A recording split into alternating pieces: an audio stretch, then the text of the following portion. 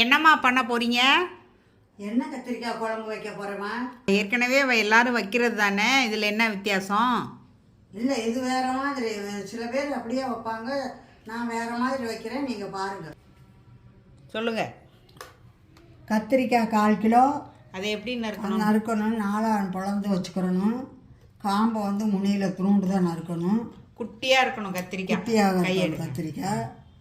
ம் கத்திரிக்காய், ம் தக்காளி 1, ம் மிளகாத்தூள் ம் 1 டேபிள் ஸ்பூன், ம் மல்லித்தூள் 2 டேபிள் ஸ்பூன், ம் சீரகம் 1 டீஸ்பூன், ம்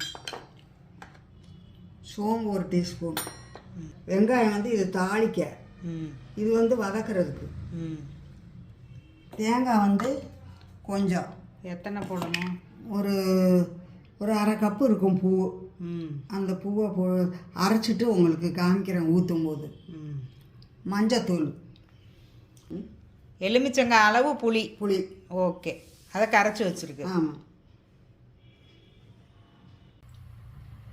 எவ்வளோ எண்ணெய்மா ஊற்றணும்? 2 டேபிள் ஸ்பூன் ஊற்றணுமா கத்திரிக்காய் வதக்க.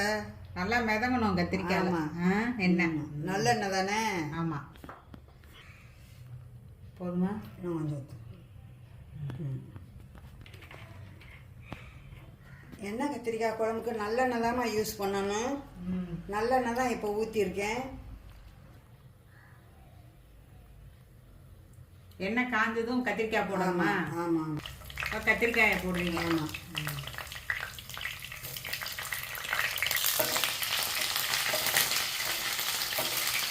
நல்லா வதக்கணுமா? நல்லா வதக்கணும். வதங்கிட்டு இதை எடுத்து வச்சுட்டு வெங்காயம் வதக்கணும். அதே கத்திரிக்காவை நல்லா வதக்கி எடுத்து வச்சுட்டு அதுக்கப்புறமா அந்த எண்ணெயிலே வெங்காயம் வதக்கணும். கத்திரிக்காய் வதங்கிட்டாமா? இப்போ வதங்கிடுச்சு. இப்போ நான் எடுக்கிறேன். இப்படி வதங்கணும். ஆமாம்.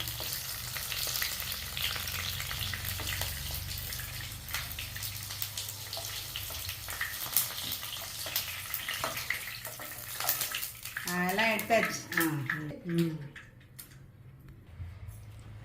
சோம்பு, சீரகம், வெங்காயம் எல்லாம் போட்டு, சோம்பு, சீரகம், வெங்காயம், சாம்பார் வெங்காயம், சின்ன வெங்காயம் தான் போடணும், குட்டி வெங்காயம். அது போட்டு நல்லா வதக்கணும்.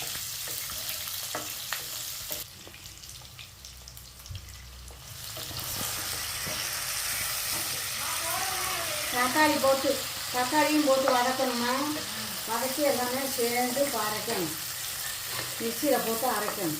எல்லாம் வதங்கிடுச்சுமா. இதை எடுக்கணும். இப்போ தேங்காய் அரைச்சி ஊற்றணும். தேங்காவோட அரைக்கணும். தேங்காய் வந்து இப்போ போட்டிருக்கு. இதை தேங்காவை அரைச்சிட்டு இந்த வதக்கின எல்லாம் அதெல்லாம் சேர்த்து அரைக்கணும். ஆமாம். இப்போ அரைச்சிட்டு உங்களுக்கு நான் காமிக்கிறேன். இப்போ இதை அரைச்சாச்சு. இந்த வெங்காயம், தக்காளி, சோம்பு, சீரகம் எல்லாம் வதக்கினது, தேங்காயும் போட்டு அரைச்சாச்சு. எண்ணெய் ஊற்றுறேன். நல்லெண்ணெய் ஊற்றுறேம்மா. நல்லெண்ணெய் 1 ஸ்பூன் கடுகு போட்டிருக்கேன். ஆமாம். வெங்காயம் தாளிக்கிறதுக்கு சின்ன வெங்காயம், கருவேப்பிலை.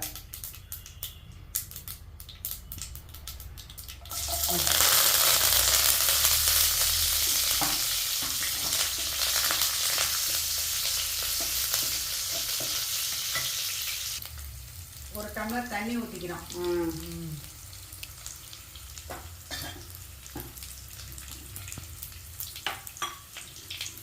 எல்லாம் கரைச்சி இதில் ஊற்றணும்.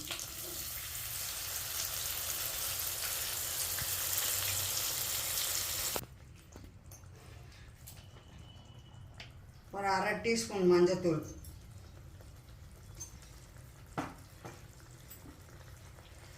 ஒரு டேபிள் ஸ்பூன் மிளகாத்தூள். அவங்கவுங்க காரத்துக்கு ஏற்ற மாதிரி போட்டுக்கலாம். 2 ஸ்பூன் மல்லித்தூள்,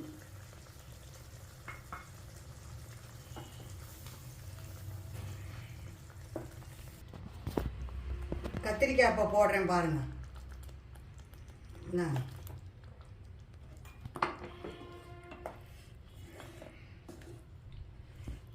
குழம்ப ரெடி பண்ணிட்டு கத்திரிக்காயை போடணும். ஆமாம், தேவைக்கேற்ப உப்பு. தேவைக்கேற்ப உப்பு போட்டு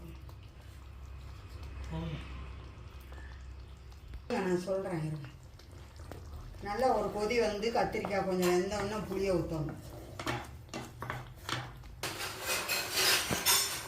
புளி ஊற்றுறேன்.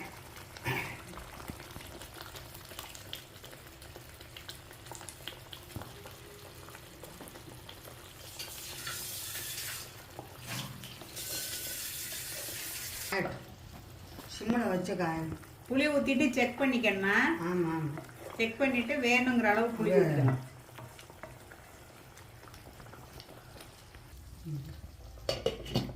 மூடியாச்சு. இன்னும் வேகட்டும். கொஞ்சம் சிம்மில் வச்சுருக்கு. இன்னும் கொஞ்சம் நேரம் கொதிக்கணுங்க. கொதிச்ச விட்டு ஆஃப் பண்ணணும். இப்போ ஆஃப் பண்ண போறீங்களா? ஆமாம், இப்போ ஆஃப் பண்ண போகிறேன். எண்ணெய் பிரிஞ்சு வந்துருச்சு. எண்ணெய் பிரிஞ்சு வந்துருச்சு. இப்போ கொத்தமல்லி தழை போடுறேன். இந்த பாரு, மல்லித்தழை. ஸ்டவ் ஆஃப் பண்ணிடலாமா? Stove off. எண்ணெய் கத்திரிக்காய் குழம்பு ரெடி ஆயிடுச்சு. ஸ்டவ் ஆஃப் பண்ணிட்டேன். இப்போ பாருங்கள், வீடியோவில் வரும். நீங்கள் எல்லாமே சொல்லியிருக்கிறேன், அதுபடி செய்யுங்க. சூப்பராக இருக்கும். நீங்கள் சாப்பிட்டு பாருங்கள். நான் வெங்காயம் எல்லாமே வதக்கி போட்டு செஞ்சுருக்கிறேன். அதுதான் வேறு. மற்றபடி சும்மா வெறும் கத்திரிக்காய் போட்டு எண்ணெய் கத்திரிக்காய் குழம்பு வச்சா நல்லா இருக்காது. எண்ணெய் கத்திரிக்காய் குழம்பு வச்சுருக்கேம்மா. ஸ்ரீலட்சுமி சேனலில் வரும். நீங்கள் பாருங்கள், ஷேர் பண்ணுங்கள், சப்ஸ்கிரைப் பண்ணுங்கள்.